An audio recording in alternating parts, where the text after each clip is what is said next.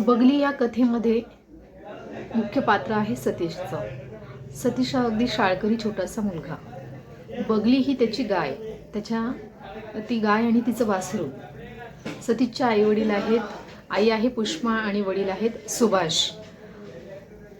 आता सतीश हा शाळेत अगदी हुशार असणारा चुणचुणीत मुलगा. कुठल्याही कार्यक्रमामध्ये स्पर्धेमध्ये तो सतत भाग घ्यायचा. परंतु आज रोजी तो उदास आहे.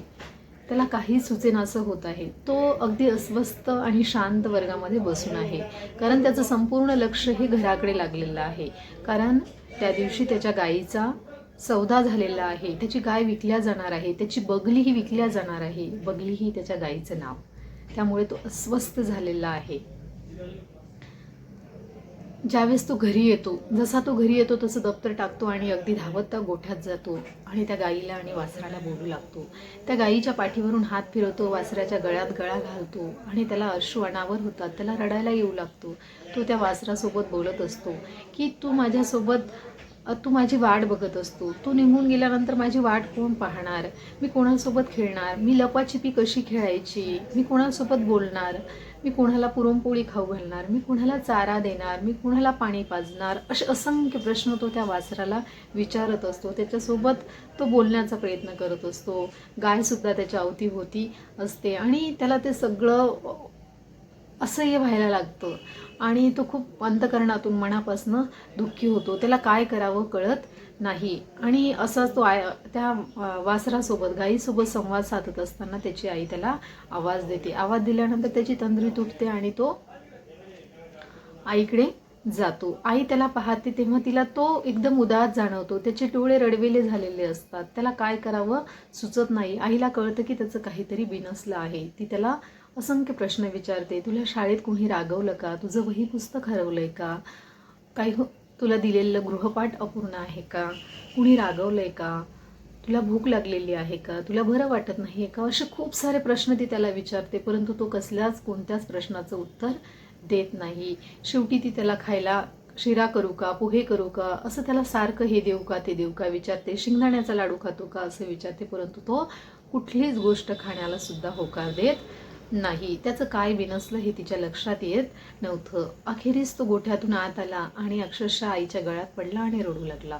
आता त्याच्या रडण्याचं कारण तिला कळत नव्हतं. तो हुमसून हुमसून रडत होता आणि रडताना फक्त एकच वाक्य म्हणत होता की आपल्या बगलीला विकू नको, आई बगलीला विकू नको. आणि असं रडत रडतच तो अखेरी झोपी जातो. झोपण्या अगोदर मात्र तो आईला सांगतो, बाबा घरी आल्यानंतर तू बाबांना समजावून सांग, मी बगलीची सगळी व्यवस्था करेल. मी तिला चारा खायला देईल, मी तिला पाणी पाजेल, तिचं शेण सुद्धा मी काढेल, तिला चारा कुटी सुद्धा टाकेल, परंतु बगलीला विकू नका. अशा प्रकारची तो आईला विनवणी करतो आणि तू बाबांना समजव अशी पण तो आईला गळ घालतो आणि रडत रडत बाबांची वाट पाहतो. तसा झोपी जातो.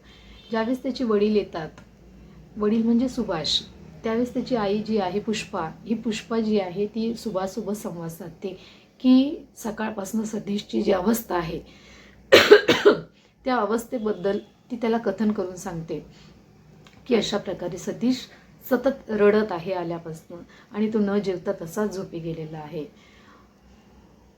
आता सुभाषच्याही लक्षात येत नाही की काय करावं काय नाही. कारण जो उस्मान भाई असतो याला बाजाराच्या दिवशी त्या गाईचा सौदा झालेला असतो आणि इसार सुद्धा, जो पैसा सुद्धा आहे तो सुद्धा त्यांनी 4,000 रुपये घेतलेले असतात आणि येत्या रविवारी तो गाईला घ्यायला, बगलीला न्यायला येणार असतो. मुलगा न जेवता झोपलेला आहे म्हणून तो त्याला उठवायला जातो की बाळा जेवून घे. मात्र तो ज्यावेळेस त्याला उठवायला जातो त्यावेळेस त्याला जाणवतं की त्याला सणसणून ताप आलेला आहे. तो तापानं फणफण करत असतो. त्यामुळे ते पती पत्नी त्याला घेऊन डॉक्टरांकडे जातात आणि डॉक्टरांकडे गेल्यानंतर डॉक्टर त्याला औषधी देतात आणि घरी आल्यानंतर ती त्याला बगलीचं दूध देते सतीशला प्यायला आणि औषधी देते आणि त्याला झोपू घालते.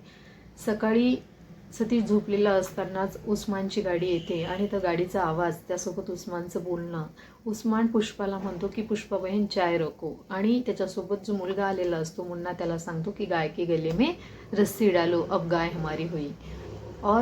आणि तो 8,000 रुपये सोबत आणलेले असतात आणि तो 8,000 रुपये त्या सुभाषला देऊ करतो की ये 8,000 रुपये रख लो, उस दिन के 4 और ये 8. इस तरह से हमारा हिसाब पूरा हुआ, अब गाय हमारी हुई.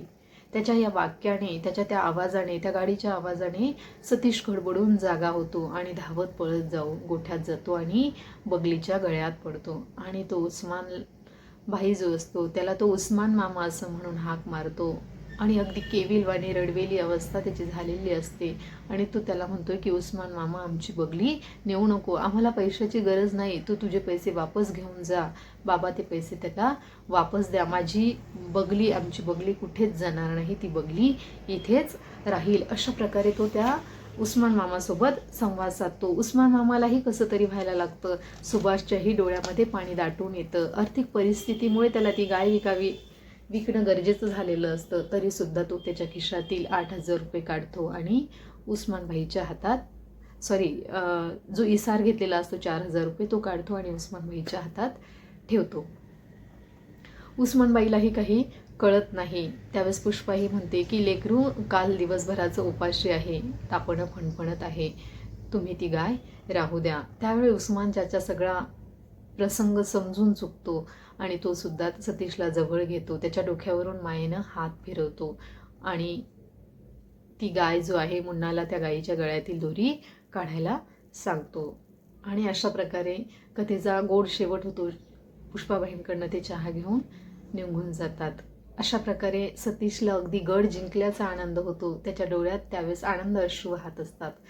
ही जी कथा आहे, ही कथा एक मुक्या प्राण्यामध्ये आणि अगदी छोट्याशा मुलामध्ये एक भावबंध कसा निर्माण झाला आहे, एक जिव्हाळ्याचं, अंतकरणातील एक नातेसंबंध कसा दृढ झालेला आहे, त्यावरती प्रकाश टाकते. आजच्या कालखंडामध्ये माणूस माणसाशी माणसासारखं वागत नाही, परंतु या कथेमध्ये बालकाची आणि त्या मुक्या जीवाची मैत्री लेखक आपल्याला अधोरेखित करून दाखवतात. धन्यवाद.